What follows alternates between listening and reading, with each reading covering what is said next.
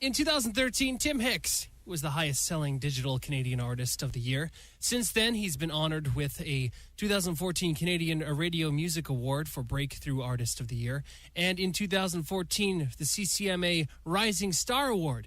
He's also a two-time Juno nominee. Hey, how you doing? You're in the CFWE studio. Yeah, man. First time here. Awesome. Tim Hicks. Yeah. Now, I got to ask, man, where'd you get your start playing music? Oh, my God. I've been playing in bands since I was 7 years old.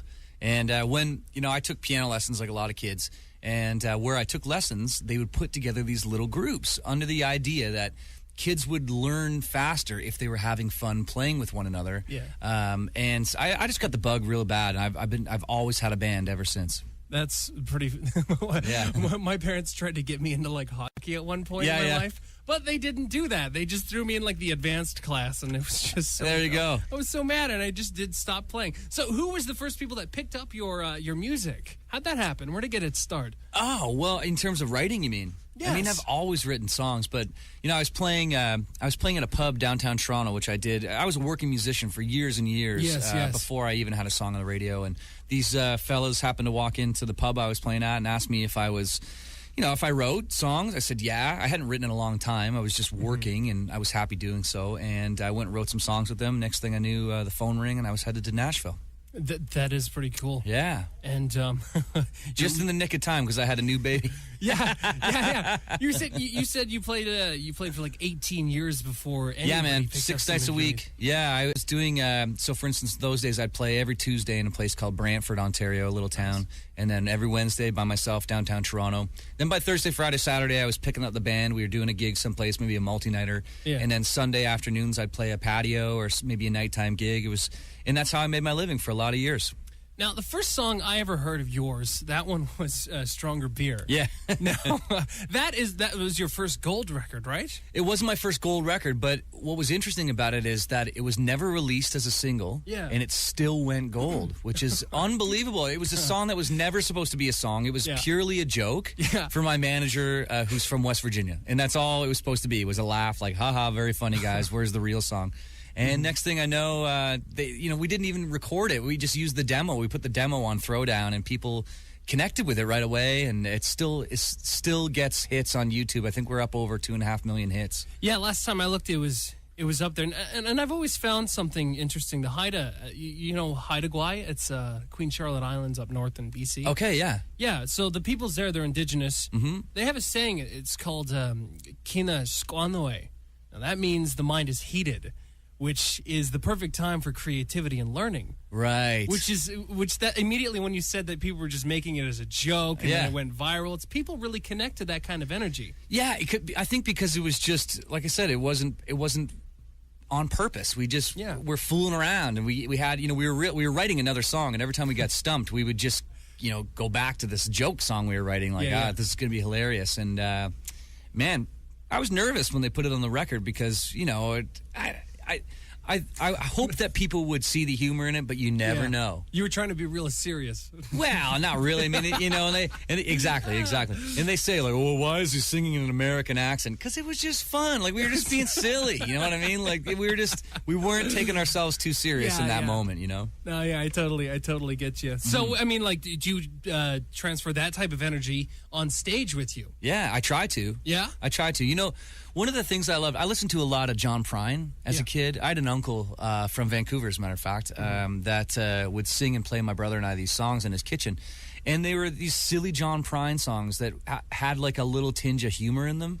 And I took that with me, man, and I try and incorporate at least 1 or 2 songs on every record that are kind of a little bit funny, you know what I mean? Yes. And because to me, it's like, I've always come from the point of view that music is about entertainment and entertaining people, and humor is just a natural part of who I am, and it's something that I think can exist more in music, if you want it to, 100%. Tim Hicks in the studio with us at CFWE FM. Now, last year was your Get a Little Crazy tour. Yeah. Now, with that under your belt, you actually have some upcoming show at the K-Days, July 27th. Yeah, we're going to headline K-Days. So excited about it. It's going to be a riot. I've never been. I've heard lots about it. Every time I talk to somebody from the area here, they always say, you got to come play K-Days. It's great. And so it's just exciting for me and the boys to be able to come take part in that. 100%. But I thought the cool thing about this is your first headline tour. Yeah, well, sort of, yeah. Like sort of. In 2013, we did a club tour, and they called that a headline tour. We played all like clubs and bars and stuff like that. We played the Ranch here in town, had a great time. Yeah, yeah. But it really was the first time we went out and seriously, invested in a tour. And people don't maybe like regular listeners don't understand what that commitment involves, but it can be scary, man. It costs a lot of money to put 3 bands on the road, and it's a risk, and you just hope and pray that people come. And we had a great time. We had Coal Creek County out with us, and Jason Benoit, both great acts and great guys, and it was such a good vibe on the tour, and we had a great time. Now, I really want to talk about this Stomping Ground. Can you tell us a little bit about it? Definitely, man. I wrote it with the same guys I wrote Here Comes the Thunder with. Yeah. We added a 4th writer. His name's Travis Wood. Fantastic young songwriter. He came in with the title, Stomping Ground. Yeah. And we just started talking about our upbringing and how it differed from guy to guy, but the common ground was that we all had places that we called our stomping ground, that 100%. Yeah, and for me the song just had such a great fun factor to it. I begged my team to release it to radio and put it out first from this new record because I'm excited about it. Yeah? Okay. Well, can you play it for us? Yeah, man. Yeah, let's do it. That would be really cool. Okay, Stomping Ground, Tim Hicks on CFWE. Acoustic version.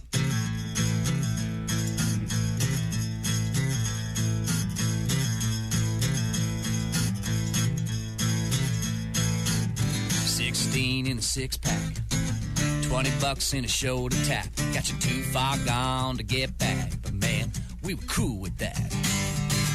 Out in class trying to duck our teachers, bumming smokes out behind the bleachers. Friday drive-in double feature. Took my girl and we didn't watch either. My stomping ground, where we got lit, where we got loud. Yeah, homegrown, hometown proud. My crowd, whoa, my stomping ground. There's only one road in and out. Wheels roll up, boots touch down. My town, whoa, my stomping ground. Around here there ain't no cops. We did a lot of donuts in parking lots. Too young to know when to stop, but we never got caught, no. If your parents went away for the weekend, party at your place with time they leave and keep you separated, blowing up the speakers. Back a beer, better throw them in the freezer, get them cold. My stomping ground, where we got lit, where we got loud. Yeah, homegrown, hometown proud. My crowd, whoa, my stomping ground. There's only one road in and out. Wheels roll up, boots touch down. My town, whoa, my stomping ground. Ooh, ooh, my stomping ground. Ooh, ooh, my stomping ground. Yeah, yeah. Whoa, whoa. Wheels roll up, boots touch down. Lord, take me back to my stomping ground. Wheels roll up, boots touch down. Yeah, take me back to my stomping ground. Where we got lit, where we got loud. Yeah, homegrown, hometown proud. My town, whoa, my stomping ground. There's only one road in and out. Wheels roll up, boots touch down. My crowd, whoa, my stomping ground. My stomping ground. My stomping, wheels roll up. Oh, my stomping ground. My stomping ground. Woo! Tim Hicks on CFWE, Stomping Ground. I love that. Get lit, get loud. Yeah, buddy. That got me going. That was so fun. Like, I immediately just went straight to where I was going. Well, you know what? That's the kind of thing that we did when we were kids, and when you're teenagers, it's all innocent fun. At least it was back then. Yeah, no, that is definitely about it. Okay, Stomping Ground can be found on Spotify. Yeah, and you can download it on iTunes or Google Play, whatever your gig is. Where can we find you? Yeah, at Tim Hicks Music. I love Twitter. I love Instagram. Yep. I'm on Facebook and Snapchat and all that stuff. It's all the same, at Tim Hicks Music. Drop me a line. Fantastic. Well, we got Hell Raising Good Time. That is coming up after the break. Thank you, Tim Hicks, for joining us in the studio. My pleasure, man. Anytime, dude. All right, man. Have a good one.